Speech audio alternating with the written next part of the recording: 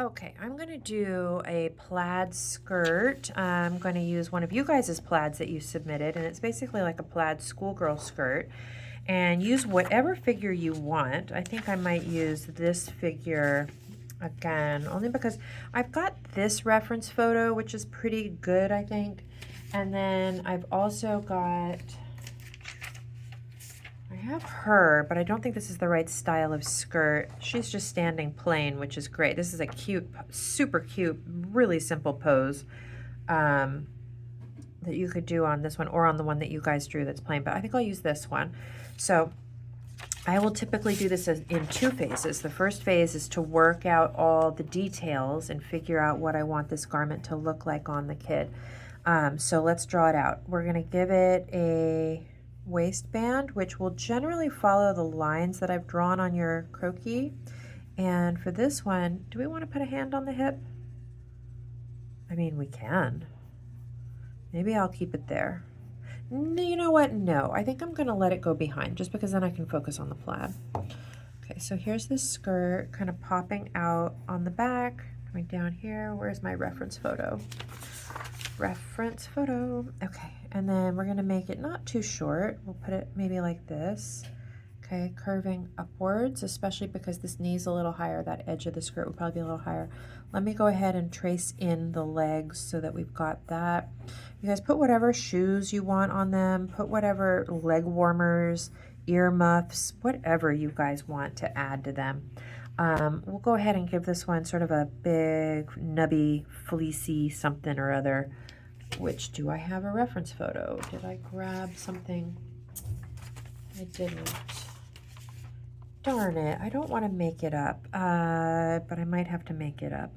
I do not like, oh, I had her. I like that for this. If I could imagine this flipped, that'll help me get something going on here. Ooh, I wish I'd flipped that drawing though. But we'll give it, maybe I can make that work.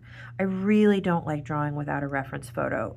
You know, if somebody just says, oh, you know, show me what like a shearling shirt would look like. I'm like, give me a reference photo. Because I don't want to guess, you guys. And when I look back at anything I've pretty much ever drawn without a reference photo, I'm just not as happy with it. Okay, so we'll do something like that.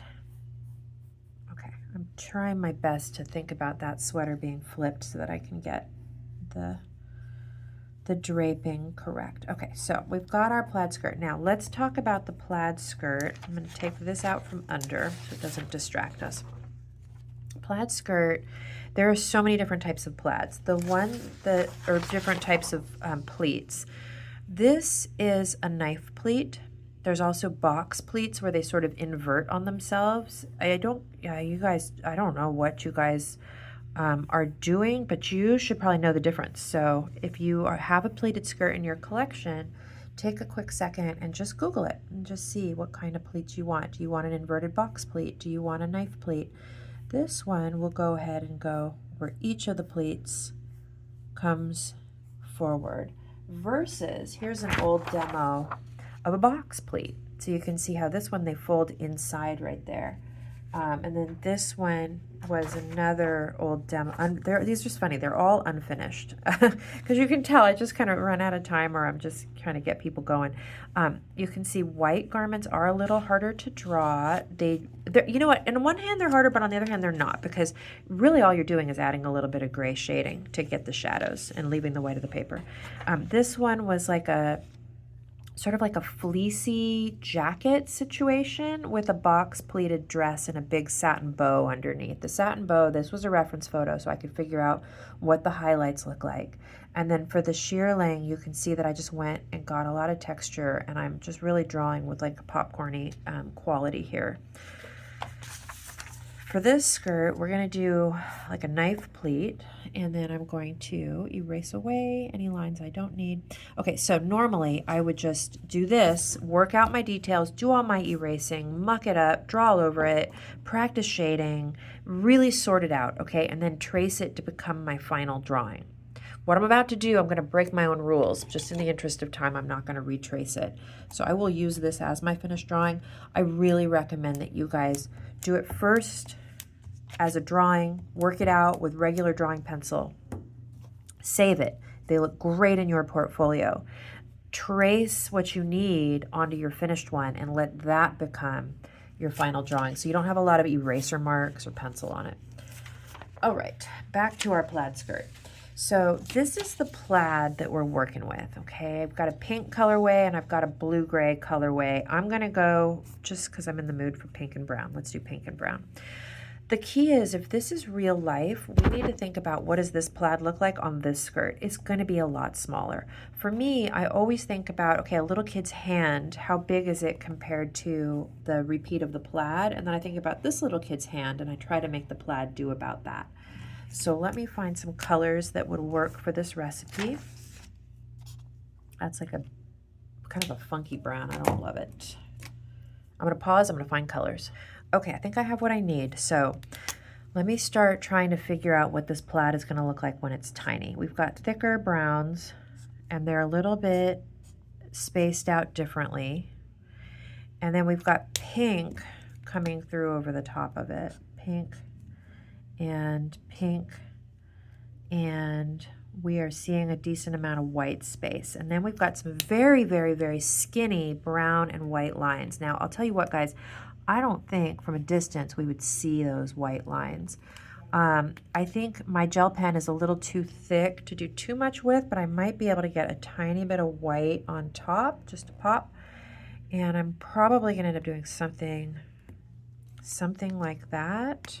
I'm not super confident in this, but just try it one more time before I do it for realsies. So we've got thick, thinner, thick, thinner. And then this direction, it looks like it's pretty consistent, slightly thicker. Okay, that's kind of what the brown is doing. For the pink, we've got a nice thick one, and we've got a nice thick one. Maybe it's something like this, okay? And then a little bit of white on the top. Now, are you gonna recreate, oop, too thick. Oh my gosh, my pen, hold on, it's exploding on me. Oh my God, you guys, my pen exploded. My pen exploded. Okay, so yeah, something like that. Okay, now, are you going to recreate every single stripe in the plaid? No, you will lose your mind, okay? Don't even try. Don't even try. Unless your plaid is really big, like a buffalo check or something. In that case, yeah, you could probably do it, but otherwise we're not going to worry about it. Like, I'll show you back to some of these other plaids. You know, this was, and after a few test runs, this was like, okay, what do I really see when I kind of squint at that plaid? And you're not seeing everything. Now this one's pretty graphic because it's got the white and the dark. So in this case, I do think I'm going to see a decent amount. All right, here goes nothing. Let's get some stripes in here. You got to start sometime. So the way plaids go is they tend to run in the grain of the fabric. Okay, so most likely I'm going to have a lot of vertical stripes running right along the pleats. Okay, and as I'm getting back here, maybe they're a little closer together. And on the front part, maybe they're a little bit more clear.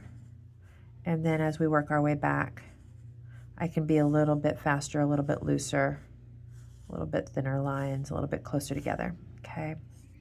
So maybe that's my vertical. Now, let's try to do the horizontal. For the horizontal, it's going to break every time I've got one of these pleats. So what I'm going to do is I'm going to work from the bottom up, and I'll just go ahead and go thick. And I'm going to do this first so that you guys can see. Let's just say that the plaid landed on the bottom edge, and then we'll go thinner. And maybe we've got thick, thin, thick, thin. I'm not going to go too crazy, okay? Because otherwise I'm going to go crazy if I try to make it really perfect. I just need to make sure that each of these starts at, if you can see it, my pencil line right there.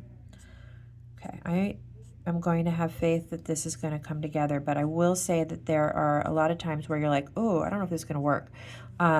Sometimes it doesn't. Sometimes you push through and it comes out great, but just know that you might have to do your plaid a couple of tries to see if you can get something that you're happy with, and that's okay. Do it first so that you don't ruin your whole drawing if you've got a tricky spot that you're trying to figure out. The other thing I was going to say is I'm doing this brown stuff with the marker, but could I have done this brown with colored pencil even though this student created the swatch of plaid with a marker? Yeah, you totally could. So you're allowed to switch media for this purpose. Right, like if you need a really thin brown line, do it with a thin brown colored pencil, even if you were able to do it with marker over there. Hopefully that makes sense. Okay, that's giving me something. I'm not mad at that yet.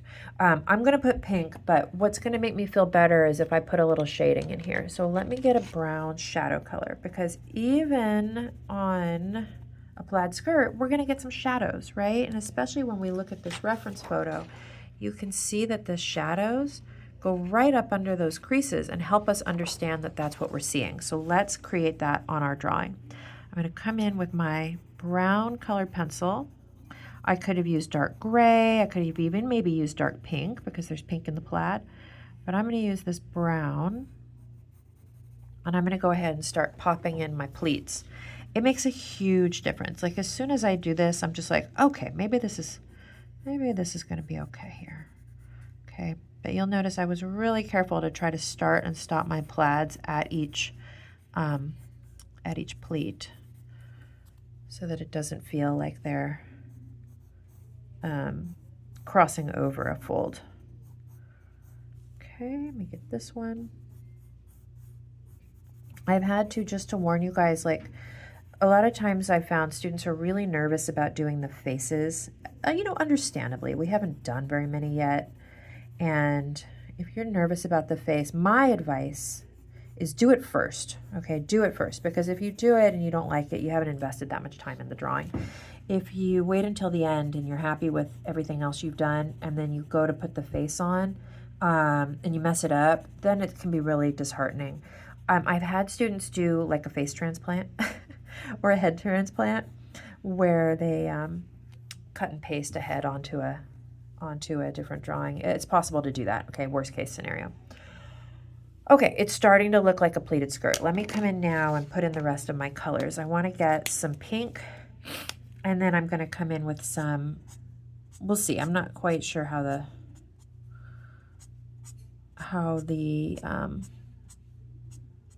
white is going to look, but we'll try it.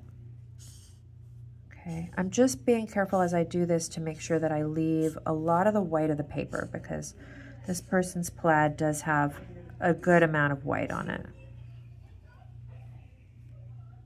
Oh my God, I gotta keep an eye on my students outside. Okay, all right, I don't hate it. It's, is it giving this plaid yet? I think we're getting really close.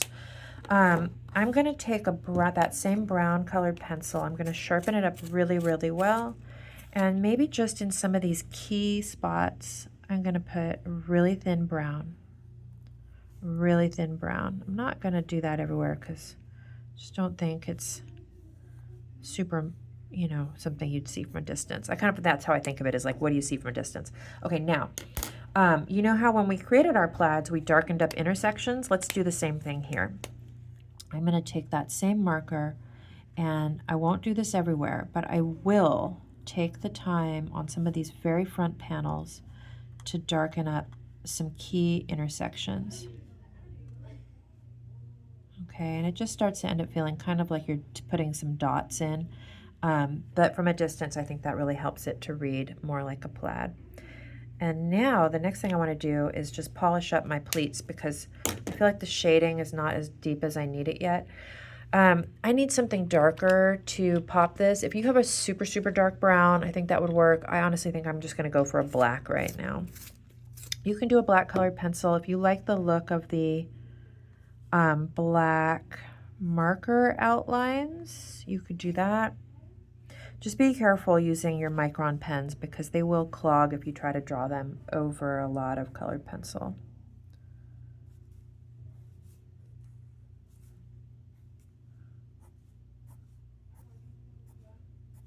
There we go. Here we go. And there we go. Okay, and now like I'm feeling like I still really want these shadows to be more aggressive so that the skirt reads more like it's you know, pretty sharp, crisply pleated. So we'll go like that.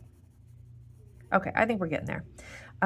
Last thought is see if you need some all over shading. Okay, if your light source is more coming from the right, you may want to take a second and do a little bit of all over shading on the left hand side of the entire garment. Okay, just to make the whole thing feel a little 3D.